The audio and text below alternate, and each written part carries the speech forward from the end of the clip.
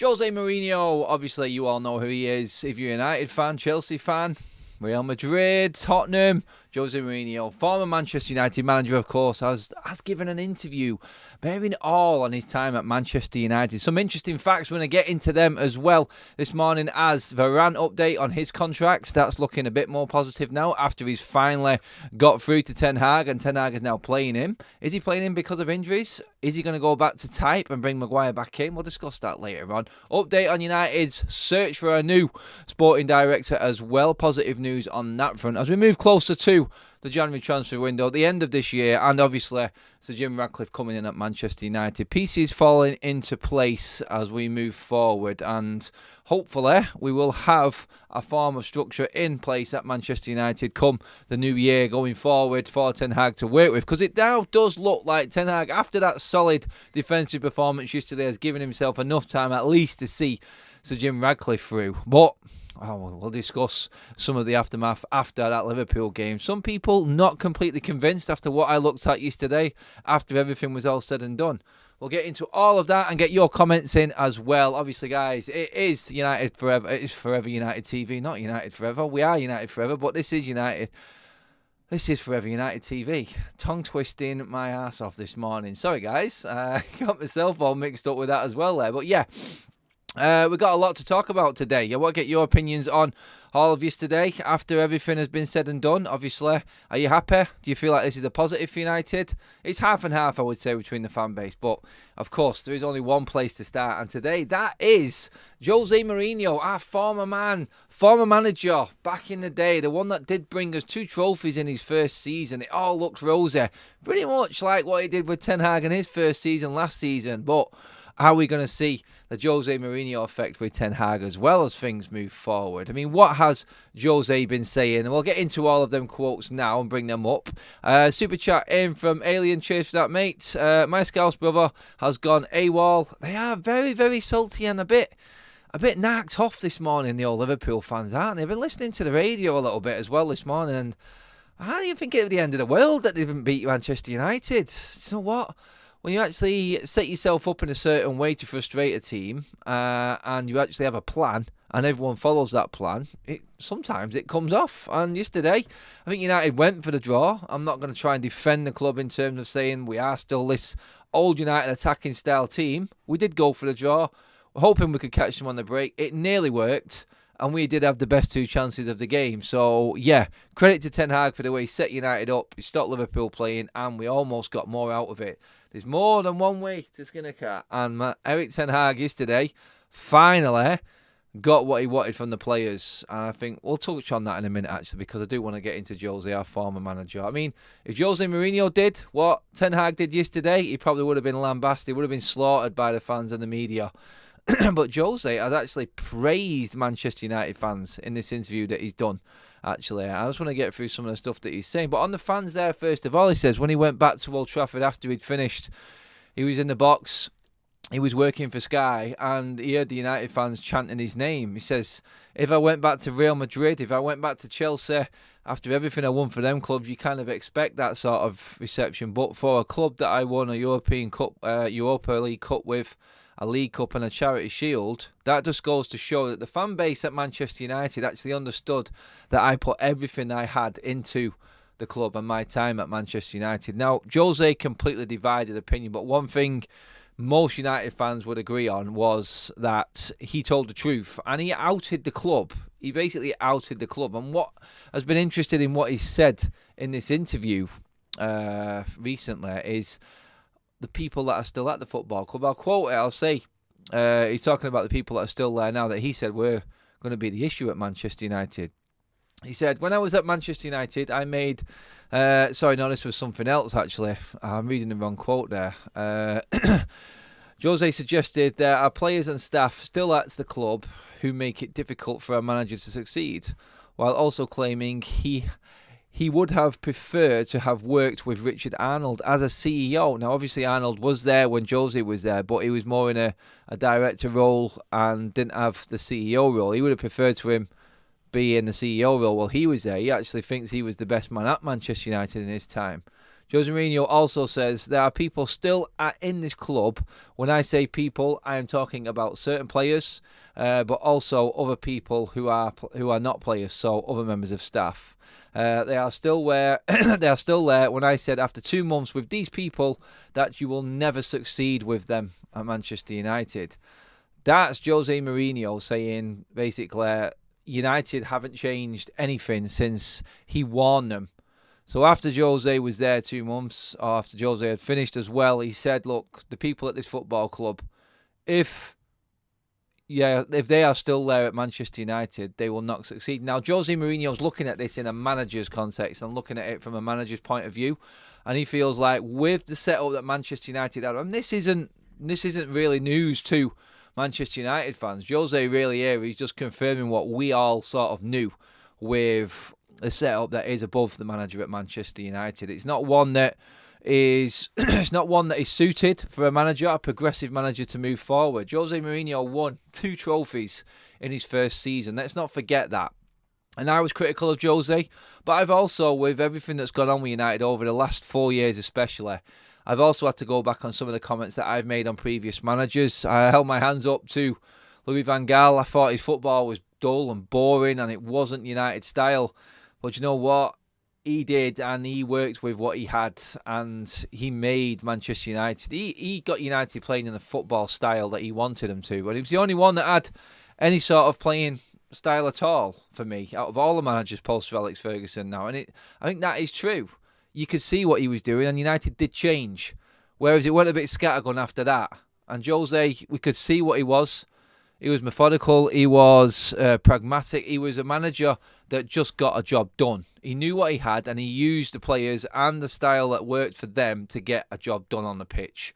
There was, for me, no philosophy with Jose Mourinho. Maybe we would have seen it more. He got what he did in them first 2 seasons. Then it all started to go wrong because he wasn't fully backed then the season after. I mean, Matic came in. Lukaku came in, so you're thinking decent signings moving forward. I think it was Lindelof was the other signing that summer. So we pretty much bought a new spine for him. So I wasn't completely on. He wanted one more player, I think, and didn't get him. And that was the issue. We went out and got the best that we thought was in forward in Lukaku, which at the time it looked like we were moving in the right place. Lukaku was definitely on it at that time, and he was a player to bring in for me. But Matic, aging, sort of an easy target for him. Matic did all right at United. Not a fan's favourite, but definitely not the worst player we've ever brought in. Added that strength, steel in midfield and experience.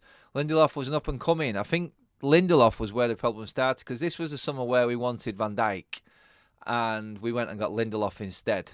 So you look at that and go, right, okay, that for me is where it all started to go Pete Tong for Jose Mourinho. And this is, I think, what he was saying. It's like, first season, every single manager seems to get the same works. It always seems to be, yes, show them everything. Give them what they want. I mean, you look at Ten Hag and what he got. He got more money spent than any other manager in United's history in one season, his first season especially. And then the season after, we had what we just had in the summer.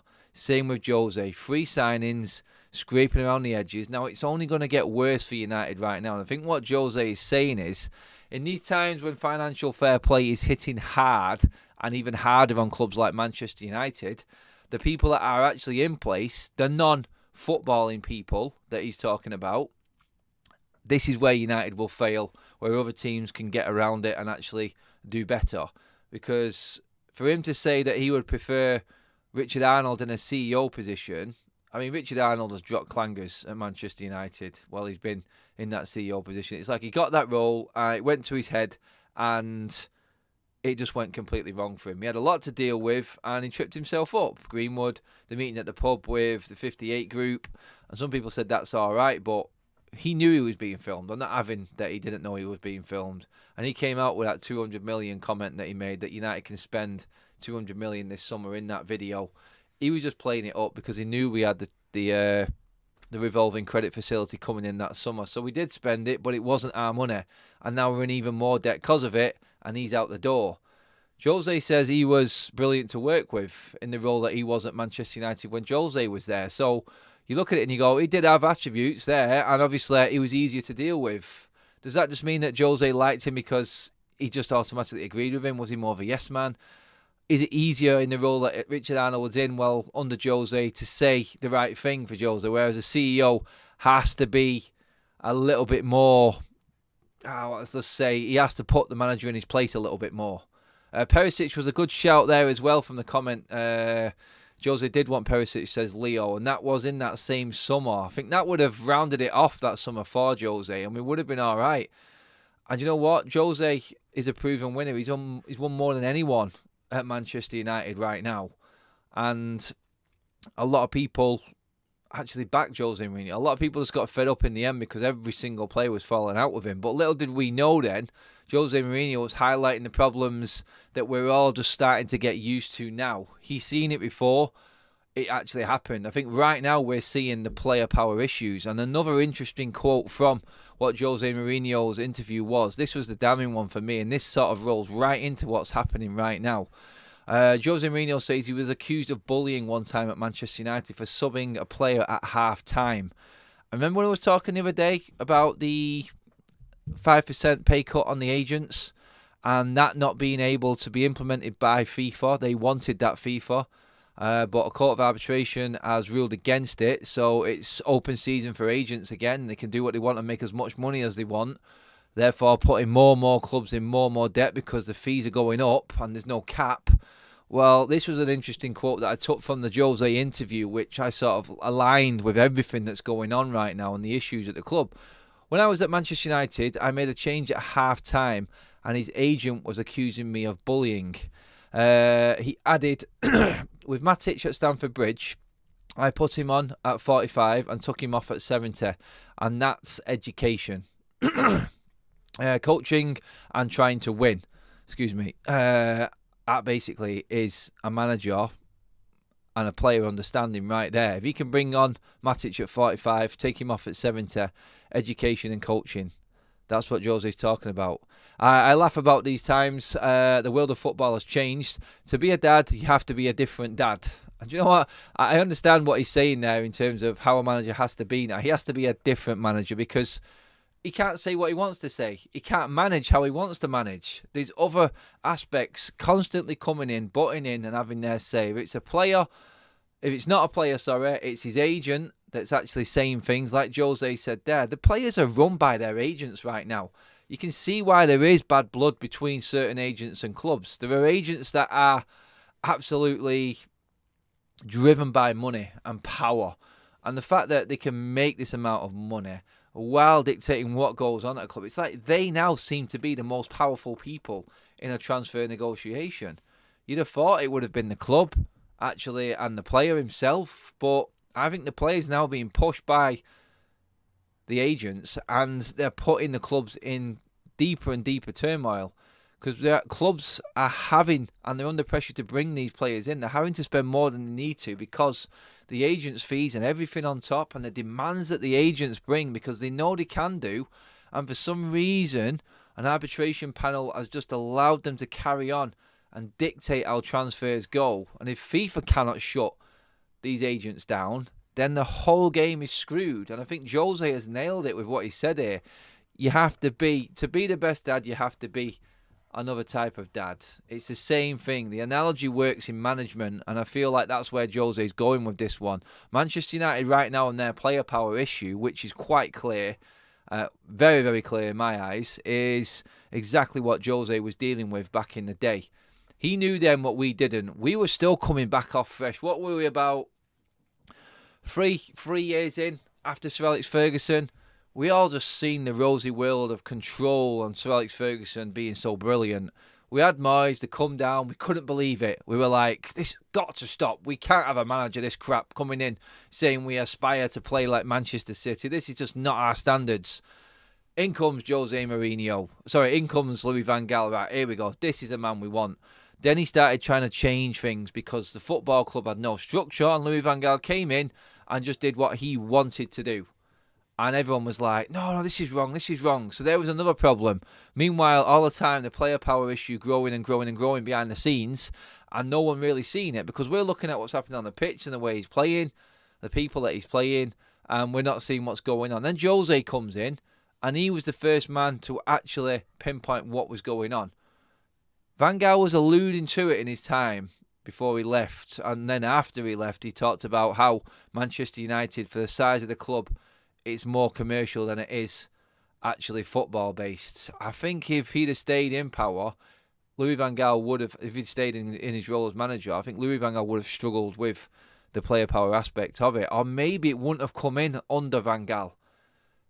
You look at it, and the players that he was bringing in, the younger types of players. I know he had that summer where Di Maria came in, Falcao came in, Rojo, all these players that just weren't right for Manchester United. This was just scattergun, Ed Woodward, power trip. I think the season after, we started to see a little bit more with Louis van Gaal. We started to understand what he was trying to do, and we were moving forward. We got the FA Cup, and he set up what was really the nucleus and the base of a decent team there. But what United did then in terms of getting rid of Van Gaal sort of set the ball in motion, as all the work that Van Gaal was just putting in place was wiped clean.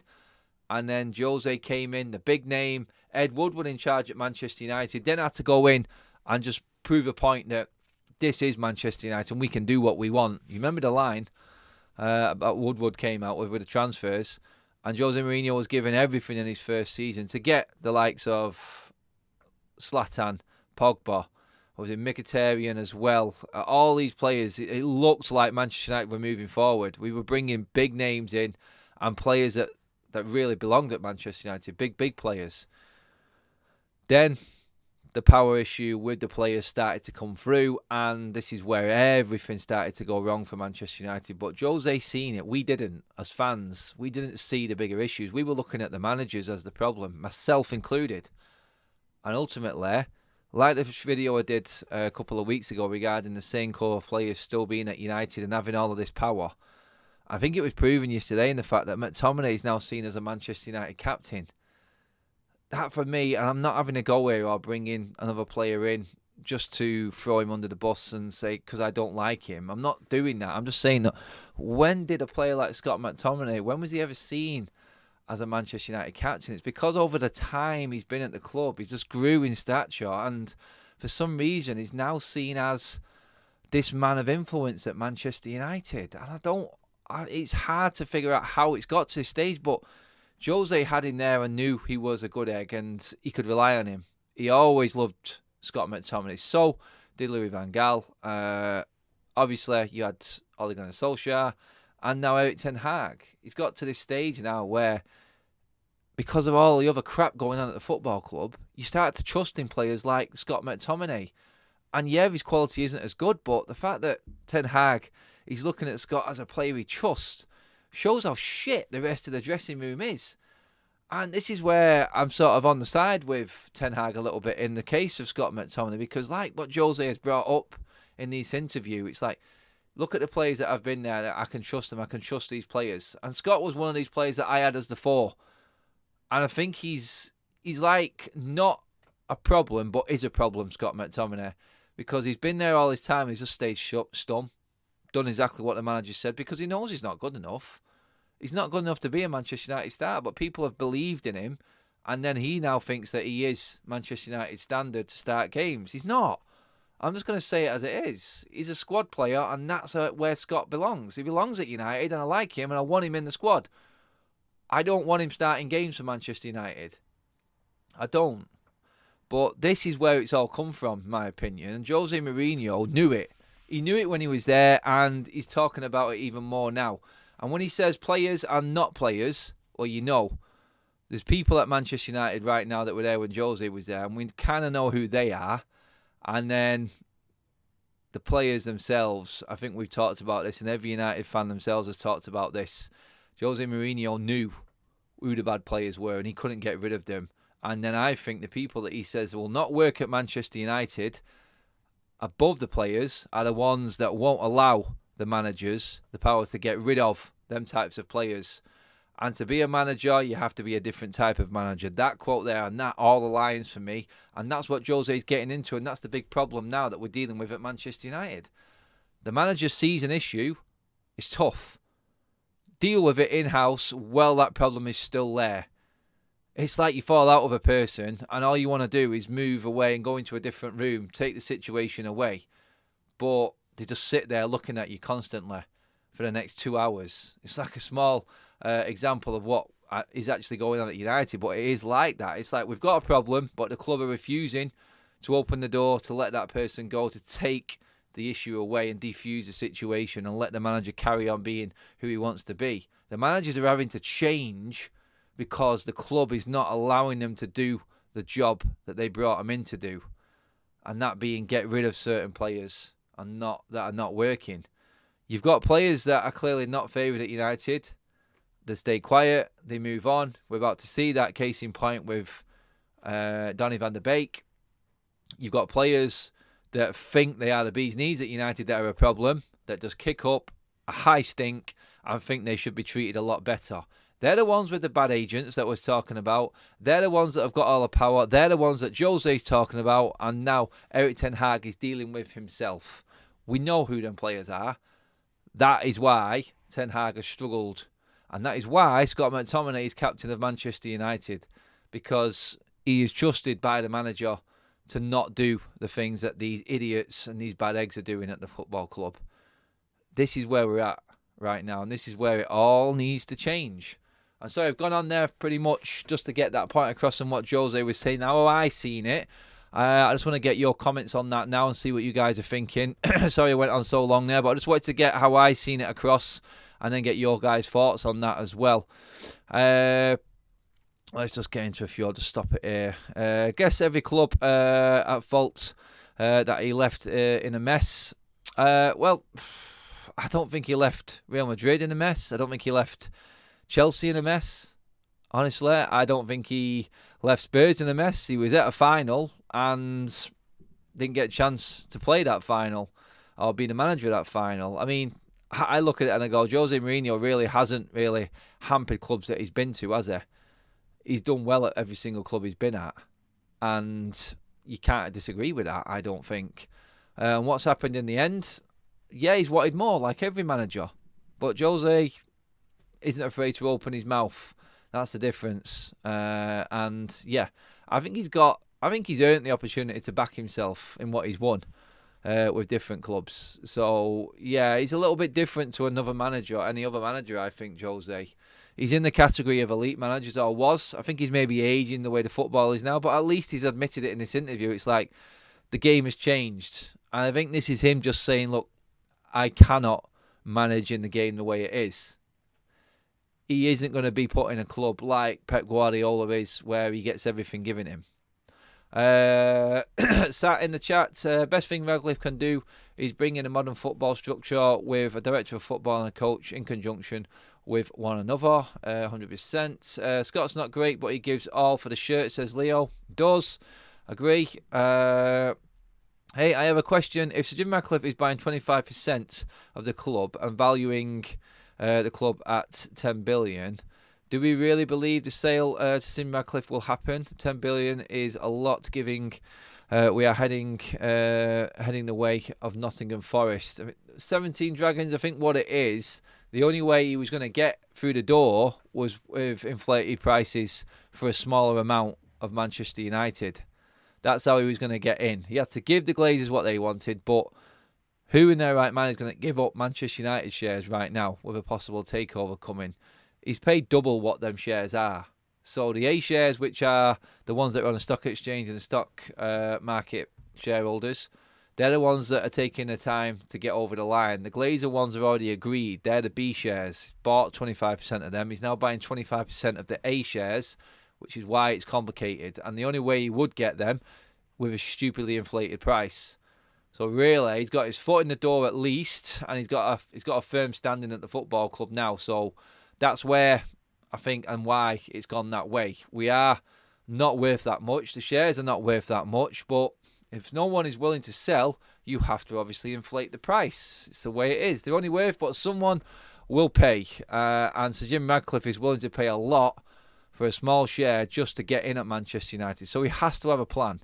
UK Strange, last season at Manchester United, membership was 20 quid. This season it's 35. The Glazers don't care about us fans, only money. Very true.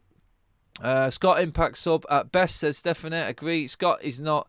He's not your problem. He's good. Apple, get rid of your lazy bad apple, says Gory, a Liverpool fan.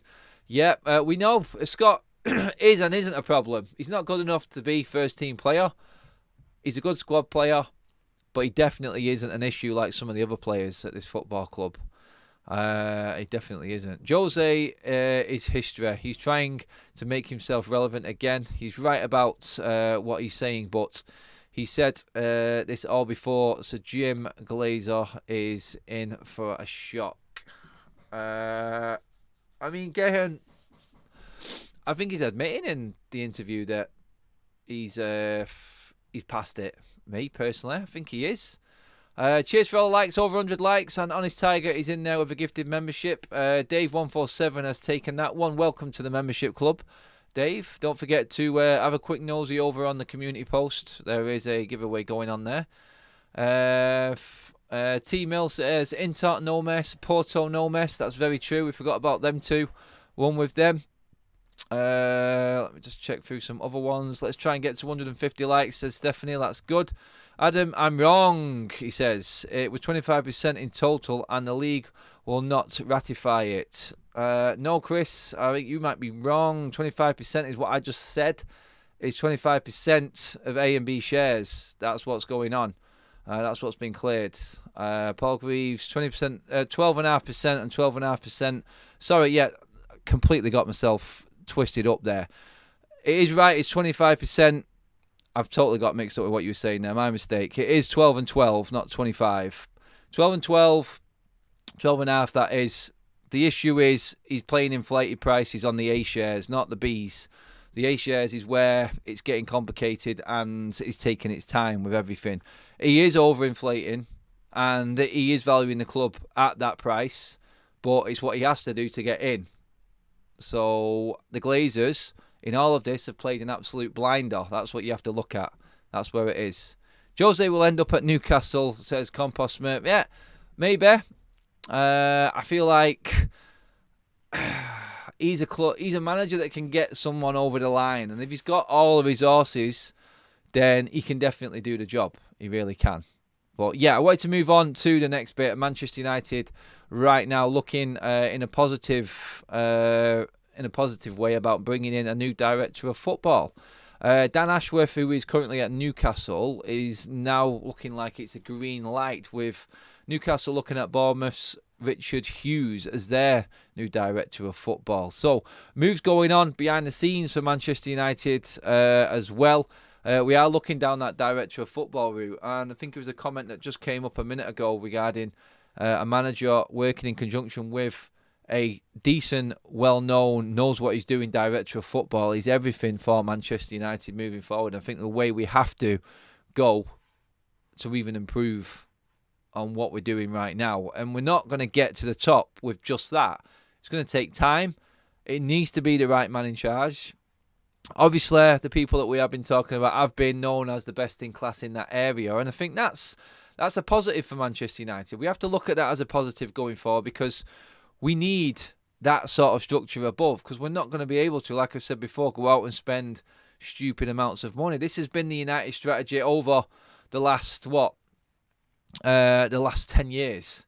What do we need? Desperately need that. But this is only going to work if we give Ten Hag more time, because for this to work and this method to work, you need a manager that you know is going to be there a while, and you need a director of football that knows the plan for the football club, not the manager. The manager has to agree to what the club want and the direction the club want to go.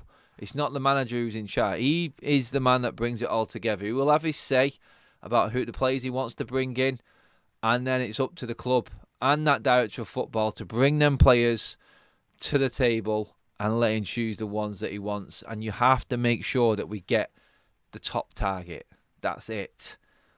The top target for Ten Hag? No. The top target within that group that Dan Ashworth actually brings in. That's what we're looking for me. And that's how Manchester United need to work. It's a very similar setup to what's at City and Liverpool. We know that Klopp doesn't say who comes in. Klopp may want a player. His transfer committee, his director of football and people above him tell him, yes, no, these are better for the way you play. They know exactly how the manager is playing. So there's a lot to work out, and it's going to take a long time for Manchester United to get in a position where we're competing and maybe start to get in a position to bring in better players. United have to start working towards smaller players, upcoming talent, and things like that. That's where Manchester United need to be. We need to start looking at bringing players in that can work for United that aren't as well known. That's what we have to do. It has to be a plan from the top to the manager, not the manager to the top, because that's where we've fallen out before. When you do that interview for a manager, and I'm not saying we're going to lose Ten Hag, I think this is the difficult bit in all of this right now. That first conversation with the new committee, Sir Jim Radcliffe, Sir David Brailsford, whoever it is, and they're going to have that conversation with Ten Hag. Ten Hag understanding that they're the ones that are going to be calling the shots is where the little sticking point is for me. That's what we have to have. It cannot be Ten Hag in control. It's proven. The biggest clubs in the world. It was only Sir Alex Ferguson that was different, and he was I can't say that word. Anonymous, oh God, no, I ain't got it. I'm not even going to try and say it. You know what I mean anyway, you know what I'm looking for. He's a bit different. That was a tongue twister for me, God. But yeah, City, Barcelona, Real Madrid, Bayern Munich, anyone who's big, or anyone you can look at in the last 10 years that have been right up there and seen as one of the biggest clubs in the world, all have a philosophy that runs from the structure to the manager. The manager has to work in line with it. You've just given the keys to the house and all control to a manager every time you've brought him in at Manchester United. And that structure has just put us where we are right now. It's put us into everything that we've talked about today in this video with Jose Mourinho and everything that is wrong right now and where you're getting this issue with the players. It's simply because we just went at it the completely wrong way. That's the one, Stephanie. You got it. Yeah, everyone's got it. Thank you for correcting me on that one. Not correcting me, at least I didn't. I did actually try it, didn't I? Actually, yeah, and I got it wrong, but yeah. Ash Roland, MUFC. All business, do that. Oh, sorry, talking to someone else. My mistake. Keep talking, guys. Keep having your little conversations. I love that. I'll jump in sometimes. Usman Bello, hello Adam, hello mate. I hope you're well. So Jim Radcliffe, he's not going to buy the club. His deal with the vetoed for sure. His deal will be vetoed for sure. Too much debt involved and not enough happy sellers. It is going to happen. 17 Dragons. We know it is. We know it is going to happen because this is the man that makes absolute billions every single year. He won't go into it without making sure he's not going to embarrass himself now and put his name on the table and not be able to buy Manchester United. It may take longer than what we all expected, but it will definitely happen. I'm sure of it. If it didn't, I'll hold my hands up and say, wow, you were right. And I can't believe that's happened with someone so powerful. And then I will give up on any future for this football club. Because the way it is right now, with the Glazers in charge on their own, every United fan needs to start bricking it because we will go down the gutter big time. There is no more investment coming. There's no more money to be made. Unless the football club starts performing well on the pitch, we will always be behind everyone else financially as well as football. They both work side by side and need to work in conjunction with each other. I'm 100% behind the change in structure, but I just cannot believe that Joel and Avram will step back. Each of the Glazer family run a section of their empire, and Joel and Avram run the sports. Joel and Avram know that they have failed at the sports, though, Paul. So what are they doing? They're bringing someone else in who can do that, and probably better than them, but still earn money from it. That's what a clever businessman does. And any which way you want to slag the Glazers off, one thing you cannot slag them off is business. They pulled off one of the best business transactions in sports history in what they've done with Manchester United. In their world, they're seen as like the top dogs, Champions League winners. That's what they are in their world. But in ours, it doesn't work, does it? But what they have done is now brought someone in who's better, and this is what good businessmen do. They figure out where they're failing. Right, we're not getting this right. how can we carry on making money and stay in our position? We bring someone else in, get money off them for doing it, and then they're going to make us money too. It's sadly, that is how it works in business. And all we can hope for is all we can hope for as fans is that Sir Jim Radcliffe, when he comes in, runs it better and brings better results on the pitch. Because let's be honest, if United are doing better on the pitch, there's not one person in this chat room, there's not one person in the United fan base that's going to start moaning and bringing up the Glazer conversation every other week, is there? Be honest with yourselves, you're not. If you're doing well on the pitch, where are the problems? Everything is papered over. No one cares about how the club is being run when the success on the pitch is there. That's usually because things are running quite smoothly off it and you've got a good structure in place. It's only highlighted because we are doing so crap on the pitch. Sir Alex Ferguson papered over every single crack, chink in the armoury of the Glazers while he was here. He won plenty of trophies while the Glazers were here as well. But even he realised that time was running out and he couldn't keep this team going. I'm sure you guys have seen the VAR video that he called out years ago. That's been doing the rounds on social media. It's like he knew what was coming and had to move away. That's how smart he was.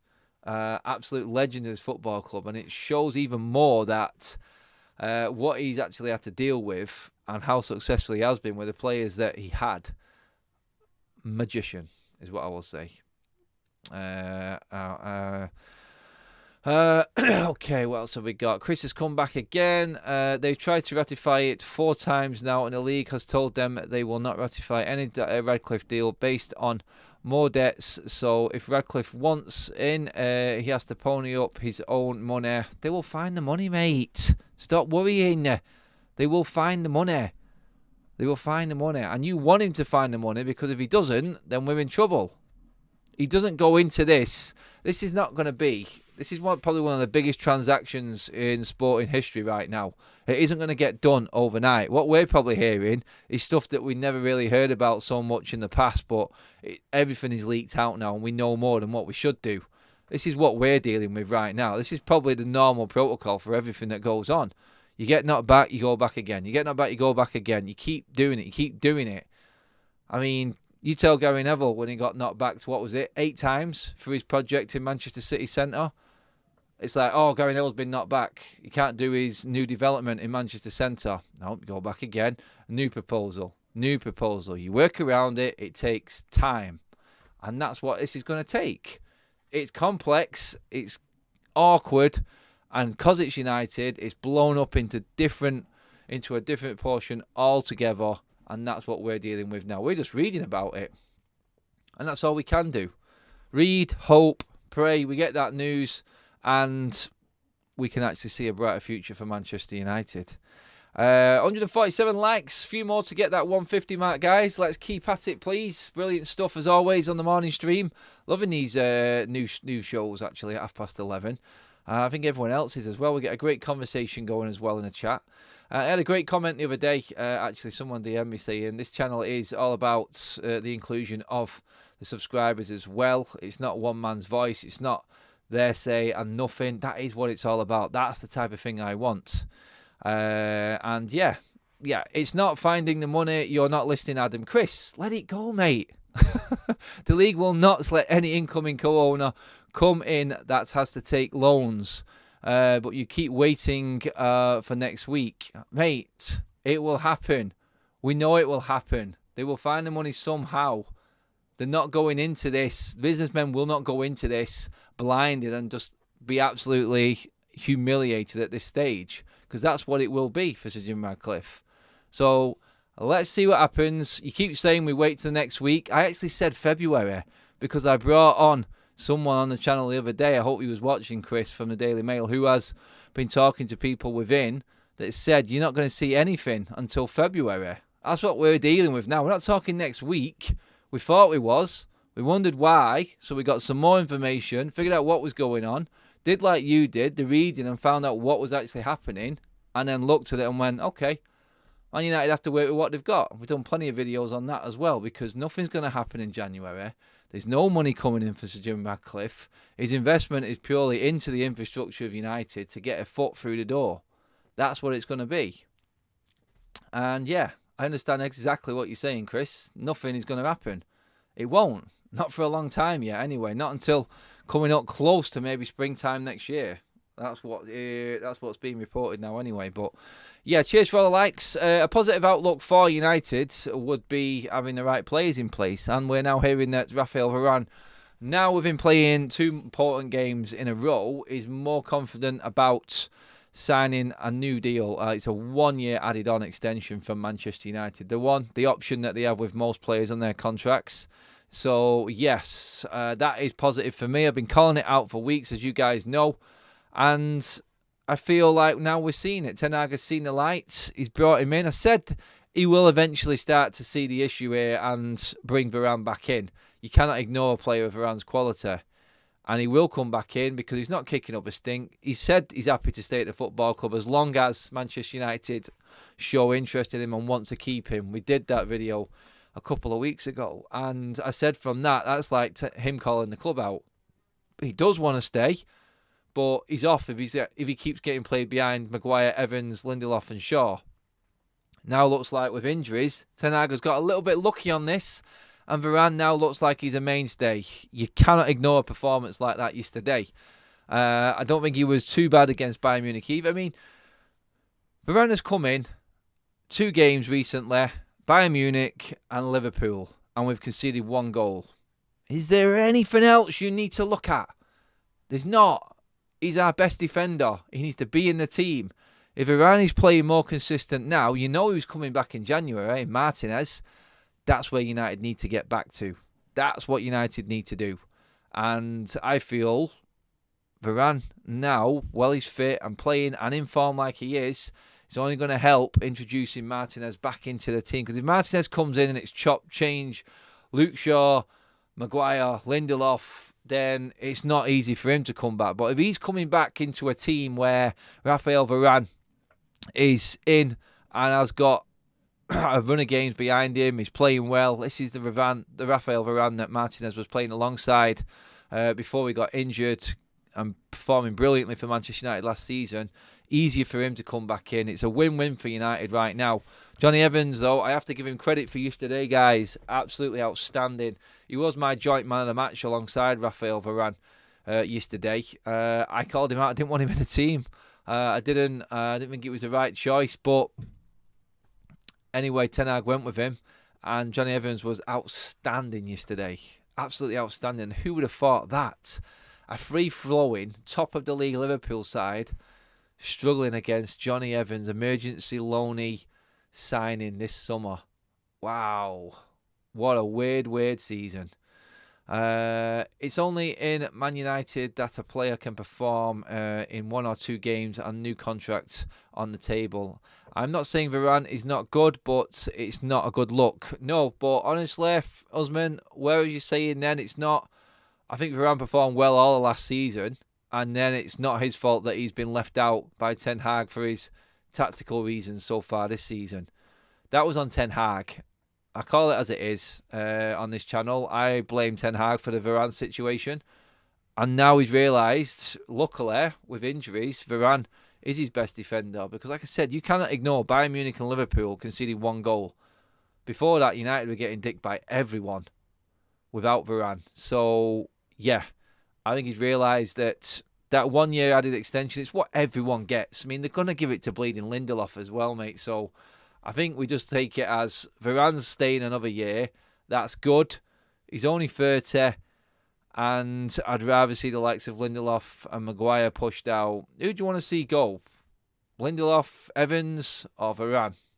I mean, for me, it's a no-brainer. Varane has to be in this team, and then maybe we can invest when we can with the small funds that we have got in another young up-and-coming centre-back like a Todibo or someone like that to come in and replace Varane. That's how United should be working, because we've got Martinez there as a mainstay. We've got the nucleus of a decent set of fullbacks.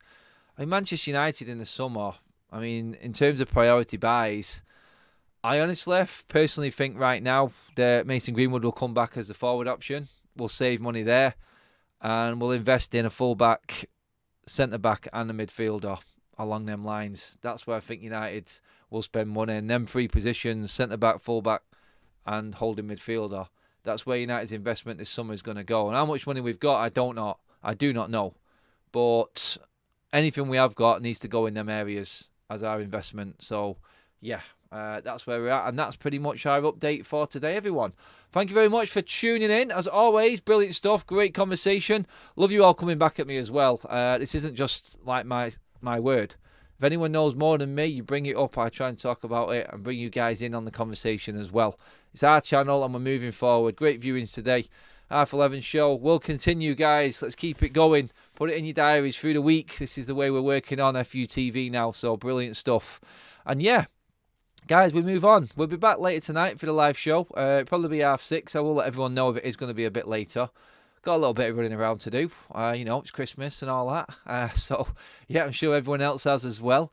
But, yeah, please do give the video a like. Let's get that up to 200 likes as it goes up on YouTube later, guys. That would be brilliant if you could. So, if you're all in the chat right now, just give the video a like on your way out. That would be fantastic. And, yeah, we move on. Brilliant stuff as always, guys. Enjoy the rest of your day. I'm out of here now to go and get on with my stuff, and I'll see you all later tonight. Like, share, and of course, if you are tuning in for the first time, subscribe.